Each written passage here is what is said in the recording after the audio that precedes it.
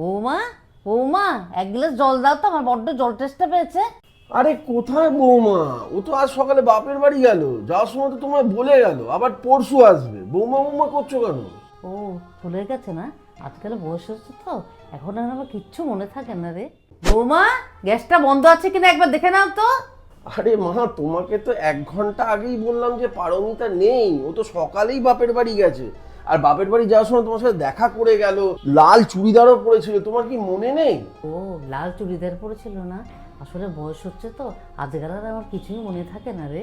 শোনো, 500 বাগদা চিংড়ি, 1 কিলো খাসির মাংস, আর যদি ভালো ইলিশ পাও তাহলে দেখো তো, তাড়াতাড়ি নিয়ে এসো, আমি কিন্তু রান্না করব।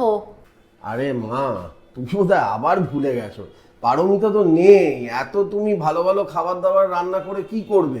ও আসুক তারপরে নয় রান্না করবে। যা বলে ফেললাম তখন, তখন আর কি হবে, আজকে খেয়ে নে, আবার নয় 1 বছর পরে দেখা যাবে। হ্যাঁ, আর একটা কথা, বৌমা যখন সকালবেলায় বাপের বাড়ি গেল, তখন তার বাঁ হাতের কোণে আঙুলে সেই আমার দিয়ে আংটিটা দেখতে পেলাম না তো। যদি না পড়ে তাহলে আংটিটা আমাকে একটু ফিরিয়ে দিতে বলিস, অনেক দাম দিয়ে কেনা তো।